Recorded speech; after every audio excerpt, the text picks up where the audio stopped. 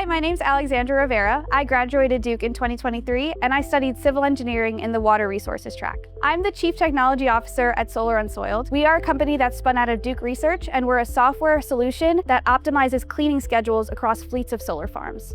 I really enjoyed research in high school, and I knew that when I came to Duke, I wanted to find a project as well. Professor Mike Bergen came into my introductory civil engineering class just as a guest speaker, but I was really interested in his work. I reached out to him over the summer, and then starting that following fall, I was able to start in his lab. When I started working with Professor Bergen, he connected me with his PhD student at the time, Mike Valerino. Pretty instantly, Mike and I became friends, and he became a really great mentor for me at the time and even to this day. Professor Bergen's research lab studies a lot of different applications of air pollution, one very specific to solar energy. Solar panels out in the field become dirty, air pollutants, biological growth, etc. And that accumulation of dust and other contaminants on the surface of the solar panels makes them less efficient. Cleaning is expensive, you can't clean all the time, but then again, not cleaning, you're losing a lot of energy production and a lot of money as well. So the company that we spun out of our research, we're called Solar Unsoiled, and the solution that we've created is site-specific cleaning schedules that are optimized for the right frequency and the time to clean. I started working on this project in the fall of my sophomore year and continue doing so every semester throughout my college experience. I graduated Duke in 2023, and when it came time to look for a chief technology officer for our company,